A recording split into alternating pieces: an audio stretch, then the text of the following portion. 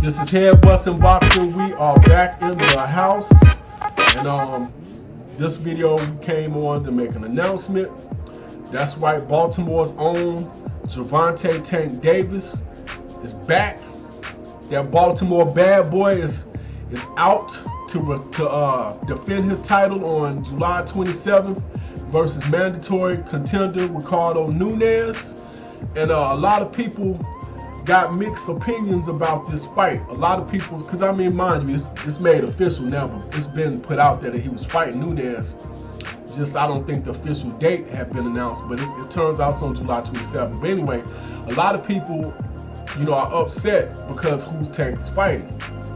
And the reason why I said it is mixed reviews on it, because a lot of people want Tank to be active, more active, but at the same time, they also want to see him fight supposedly more credible opponents. Now, he did not choose Ricardo Nunes as his opponent. This is a mandatory, as it says on the flyer. So now, hopefully, Tank will handle his business and can move on to bigger and better things.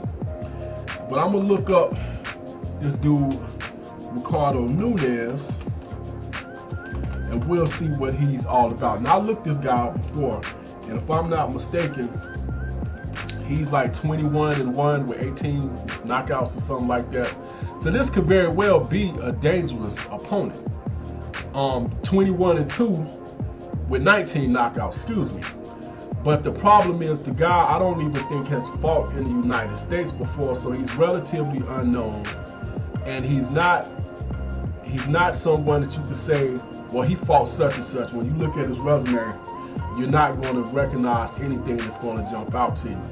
But the guy, anybody that has 21 wins with 19 knockouts is a dangerous opponent, period. I mean, even if you say he fought tomato cans, whatever, I've seen plenty of people who fought tomato cans who knockout percentage wasn't 83. So this could be a dangerous fight. We'll see. But like I said, hopefully Tank can handle his business and move on to greener pastures, maybe a fight with Tevin Farmer. We keep hearing things about Lomachenko. Now you got Gary Russell Jr., etc., etc. So hopefully he'll move on and fight one of the guys I've named. Now, also, the Baltimore bad boy also put out a statement about some issues that keep popping up in the news and tabloids and social media sites and whatnot. And it says, statement from Gervonta Davis. There has been several news accounts recently about an outstanding arrest warrant issued for me in connection with an incident on February 17th at a mall in Virginia. I would like to clarify the situation. The arrest warrant was not based on a police complaint. It was based on an unsubstantiated allegation on the other person involved in the alleged incident. The accuser contacted the police at the time of the alleged incident on February 17th while I was still in the mall. I waited for the police to arrive, and I fully cooperated with their investigation. After the investigation, the police decided not to charge me with any crimes. The arrest warrant was based on the word of the accuser. I was not attempting to avoid being served with the warrant. In fact, as soon as I was made aware of the warranted, of the warranted, guess that was supposed to be of the warrant. I told my attorney to contact the Fairfax, Virginia Police Department to address this matter.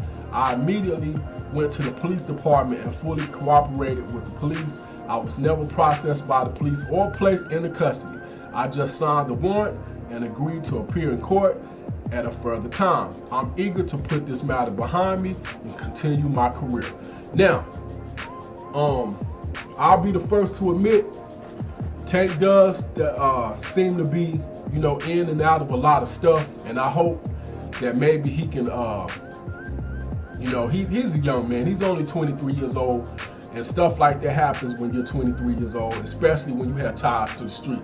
So hopefully, Tank will clean some of this stuff up and be more about his business as far as in the ring, and put some of the street stuff behind him. Sometimes you can't bring everybody you want to with you when you elevate, because some people still want to stay in that low state. But I don't know the man personally, but I do know Baltimore because I lived there for 15 years, and you got some of the most ratchetest people you will ever find in that city. So if he's attaching himself with such people, hopefully he'll smarten up and put distance between those type of characters. But at the same time, you know, it's kind of a mixed bag. You don't really want to leave your people behind. When you've elevated yourself, you want to elevate them with you, but sometimes people pull you down instead of letting you elevate. So hopefully he'll get all this stuff straightened out and have a successful career. He's a bright star. If he keep his head on right, you're looking at a future multiple champion. He already is a two-time 130 champion. I expect eventually he'll move up to 135 and get a belt there. If not, unify something at 130. So he has a bright future.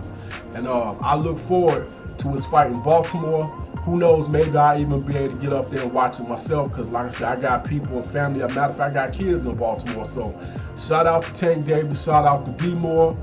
And I can't wait to see his fight on July 27th. And hopefully he'll clean this Nunes guy up. Normally I don't be biased, but I'm gonna be honest with you.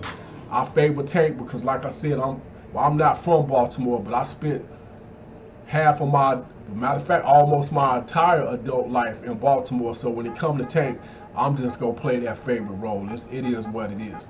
But anyway, this is Head Bustin' Boxing. Just wanted to make that announcement. Fight Doctor, hit that like button, hit that share button, hit that subscribe button, hit that notification bell. And if you think this guy could be a threat to Tank Davis, hit me up in the comment section, especially if you know anything about him, because it seems like this is an unknown fighter. Hit me up and let me know what you think. This is the Fight Doctor representing Head Bustin' Boxing. I am out.